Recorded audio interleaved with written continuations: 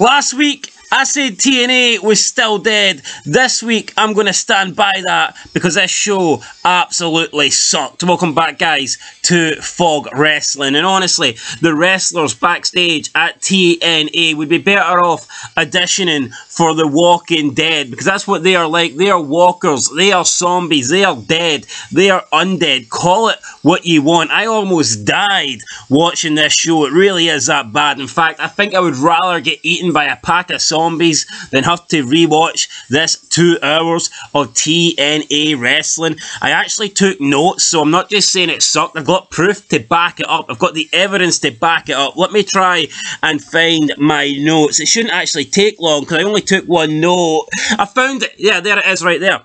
This show absolutely fucking sucks. There you go, there's my note. That is the notes that I've took through watching this Impact. The second Impact of 2024 that I've watched. And I know I'm going to get a lot of fanboys say, bah, you love AEW, you love WWE. No, I fucking hate those companies too. I hate, well, not the companies, but I do hate AEW. I hate those brands. I hate the products. I hate what they put out. I hate the content.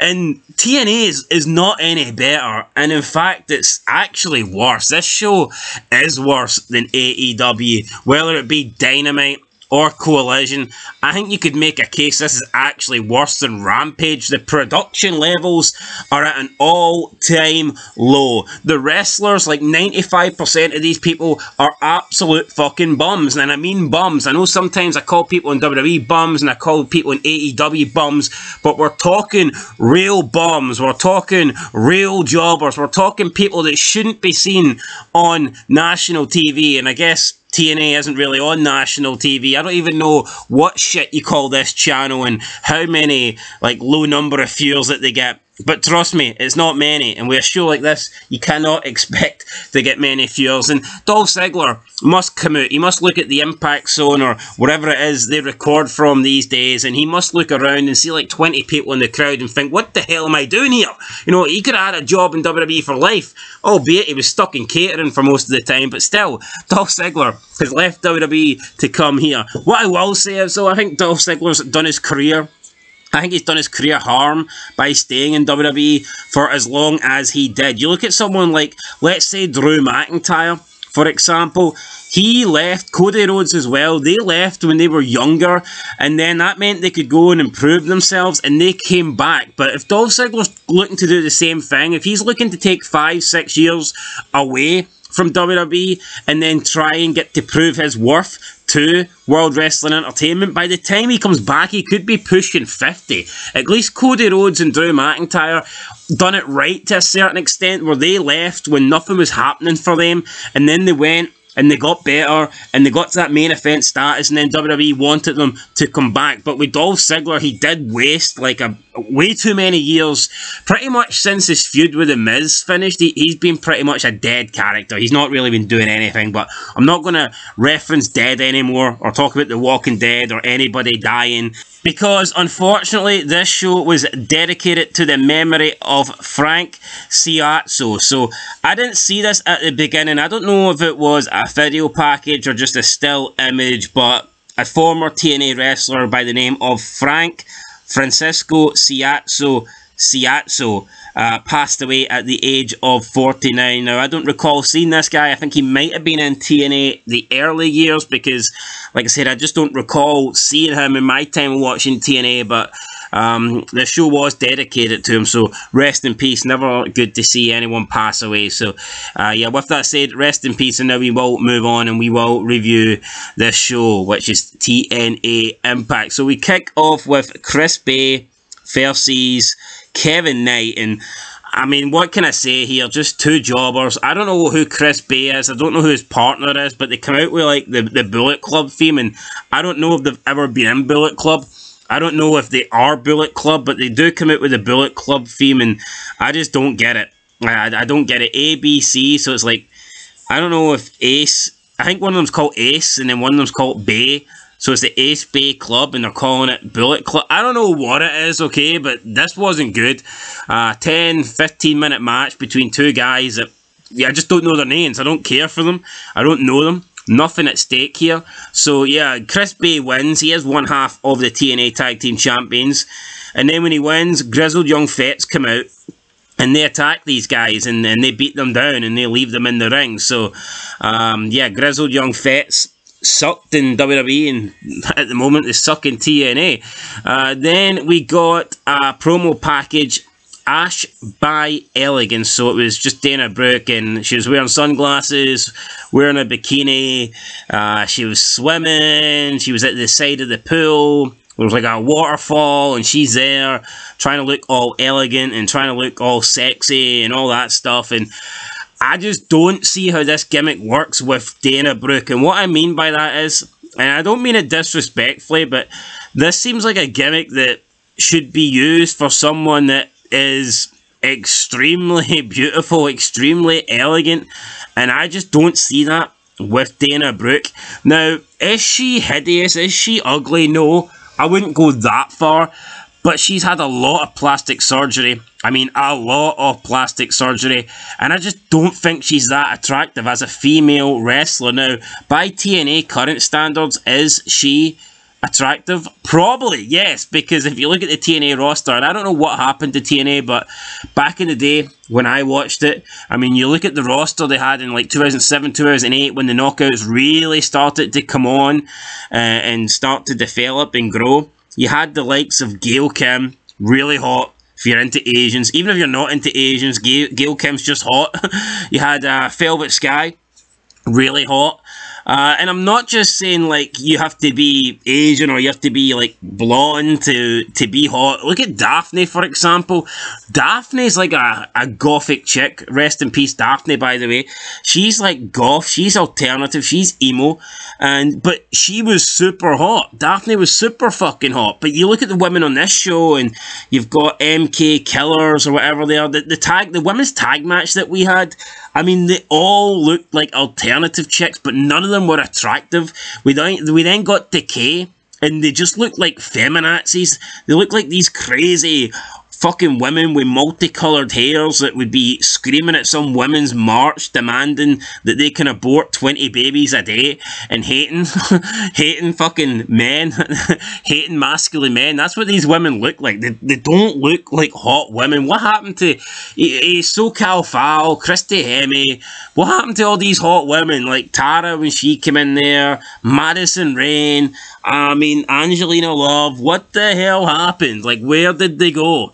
I don't get it. I don't get it. And I know in wrestling, they've focused more on women's wrestling and not looks. But Jesus Christ, what happened to TNA? I mean, TNA was literally named TNA. It's in the name. But now you look at the women and the last thing you want to think of is TNA. You look at the women and they're either hideous or they look like men. And neither combination's great. But, I mean, whatever. We'll move on. We got Frankie Kazarian, said that he's not going to talk this week. He says he decides when he talks and he will explain what he did to Eric Young next week. And then we had some guy come in. I'm not too sure. I think it was Rich Swann. Rich Swann wanted to know why Kazarian done it. Kazarian says, I'm being true to myself. Maybe you should do it because look at where you are on the card. Then he walked off. So, yeah. Kazarian here just basically burying Rich Swann, and rightfully so, because Rich Swann, former TNA World Champion, and look up now, just an absolute nobody. AJ Francis then met with some guy, I don't know who he is, but he's apparently fighting Joe Hendry on Explosion. Oh wait, it was Rich Swann, that's who it was. Oh my god, it was actually Rich Swann. So yeah, AJ Francis says that he flies first class, and that Rich Swann can have a seat because there's always a seat beside him in first class. I mean, you're wrestling in TNA. I highly doubt you fly first class to anywhere, you big fat ass. And this guy sucks, AJ Francis. I mean, look at the kind of people that TNA are signing. I mean, look at who they are signing. They need big names. All these people they've brought in, why not just try and get Goldberg or something? You know, someone that's actually going to pop a rating. Someone that's actually popular. I guarantee you get Goldberg, you put him in a clip, Goldberg debuts, and he jackhammers people, he spears people. That will get views on YouTube. You put AJ Francis out there, no one's clicking on that shit. No one is clicking on that shit. The only way he would get a click if he attempts to do is dive over the top rope and get stuck. That's the only thing that's remotely interesting about AJ Francis. Dirty Dango then picked up a win for his team.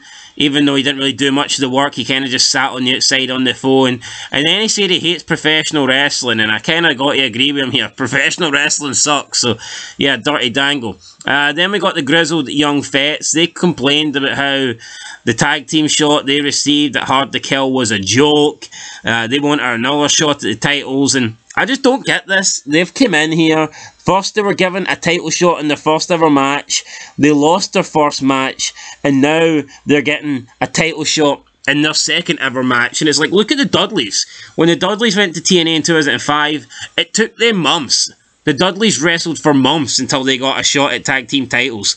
Grizzled young Fets have got 2 title shots in their first 2 matches. What a fucking joke. And the match is going to be 2 out of 3 falls. Who cares?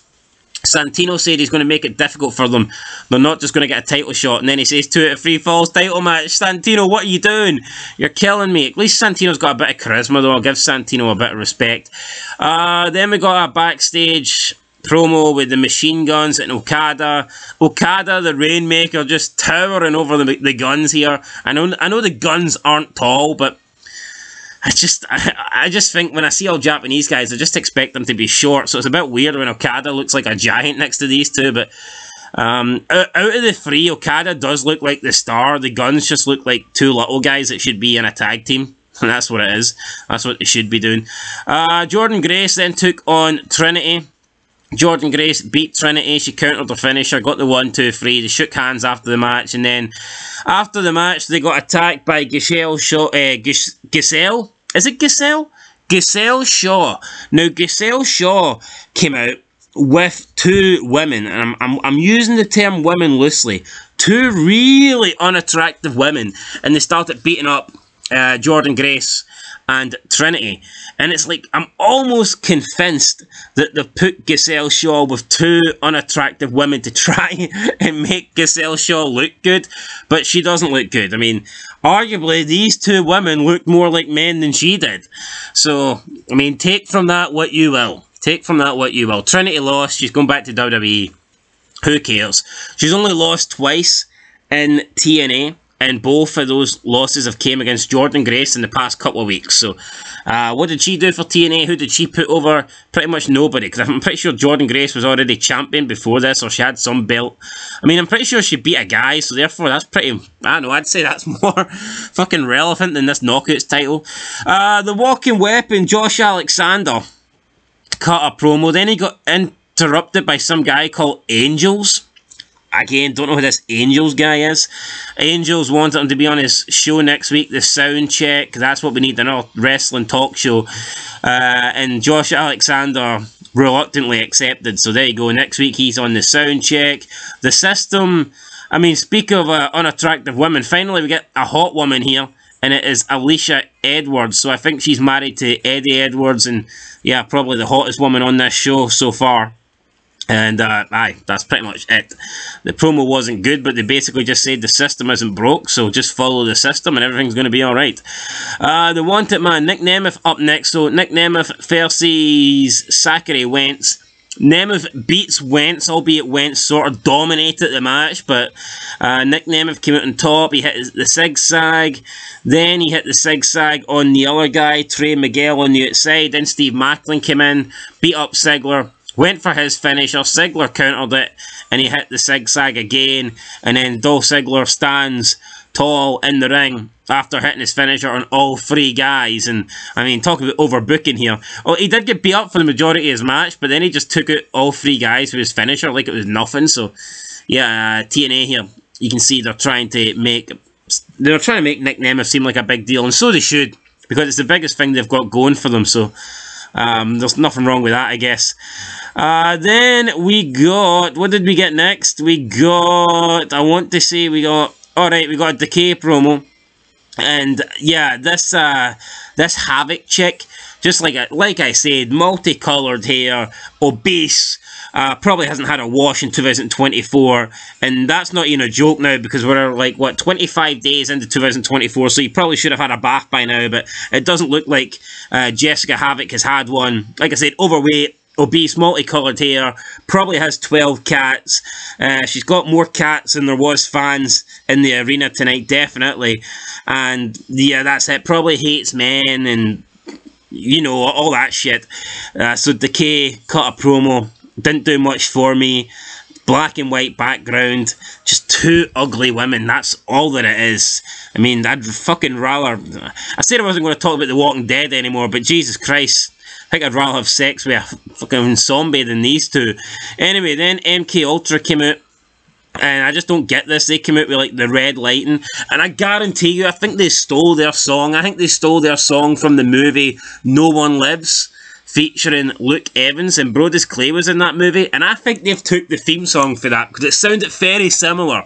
Anyway, that was a good movie. It was better than this show. But this match was weird, because you had MK Ultra versus two alternative chicks, and they're all alternative. 3 people out of this match had red, 3 out of the 4 had red hair, the other one had green hair, and it's like, what are we doing here? Like, they're all just like... I mean, they all just look like vegans or feminazis, or it's weird. They're not like hot alternative. They're not like Daphne. They're not that. They're just, or like Paige. The way Paige was. I don't know what's happening with these chicks, but they're not hot. Or Shelly Martinez, whatever. Or, you know, like I don't know what we're doing here, but these women aren't attractive. We move on. By the way, MK Ultra won, if anybody cares. I don't, so that's what it is. MK Ultra. Then we had the Rainmaker. The Rainmaker has arrived, and we move into the main event, 6-man tag team match. It's the Machine Guns versus Machine Guns and Okada versus the System. The Okada picks up the win. Well, the Machine Guns pick up the win, but Okada was on their side, and then the show just like... Oh, by the way, we got Mustafa Ali. Mustafa Ali is coming to TNA, and people again are freaking out over this, but unfortunately, it's not a big name. Mustafa Ali seems like a big name because he was in WWE, and I'm not saying it's a bad signing for TNA, but it's not like a main event level signing, although he will be treated like a main eventer, no doubt, but it's not groundbreaking. It's not going to change the game. It's not going to cross the line. It's not going to get TNA to overtake AEW anytime soon. I mean, it's a decent signing by TNA standards, but it's not groundbreaking like everyone is suggesting it is. I guarantee you Mustafa Ali will be lost in the shovel. He will just be... Shuffle. He'll be another guy just in this roster in like a month or 2 months, so... Yeah, he's a guy that can do flips. What they do. Will they give him a character? We'll wait and see. Even he was wearing a suit, so I guess there's potential. But if he just comes out to be another X Division guy that wrestles, then that's going to go fucking nowhere. Anyway, Okada did beat up a lot of Moose in the main event match, and then, like I said, those 3 did come out on top. And it was weird. The match ended, and then Okada and the Machine Guns just celebrate it, and the show finished. So there was nothing interesting to happen. There was no feud, no storyline, nothing intriguing, no cliffhanger. The match and the show just ended with Okada and the Machine Gun celebrating in the ring. And look at Moose. Moose won the belt at Hard to Kill, and since then, what has he done? He was seen for dinner. He was out having dinner with the System, who are jobbers, and then he was losing in the main event tonight and just walked off to the back just like some nobody. He grabbed his belt and he walked off, losing the main event. So yeah, I mean, what are they doing here? Not a good start for TNA, in my opinion. I remember watching TNA like a year and a half ago, and it was better than this, albeit it was Impact Wrestling back then, but it was better than this. I don't know what they're doing right now. Where's Bully Ray? They need to get Bully Ray back. Tommy Dreamer, not on the show. I mean, Crazy Steve did reference him, but not on the show. Joe Hendry, not on the show. Anyone that was remotely good that could have helped this show wasn't on it. So yeah, very, very disappointing. What did I like on it? Honestly, not a lot. Not a lot. Nick Nemeth, I guess, he was okay. And I'm struggling to give this show a 1. I don't like giving out zeros, So I'm going to try and think of a reason to give it a 1. The Rainmaker. Can I give it a 1 for the Rainmaker? I don't know. The Rainmaker didn't really do anything. Kazarian cut an okay promo. Other than that, though, not a lot happened. Really, not a lot happened. Santino was a wee bit funny. I'll give it a 1. Alright, it's a generous 1. It was a fucking generous 1 because the show sucked. It wasn't that good. 1 out of 10, guys. I'll catch you in the next one. Till then, though, peace.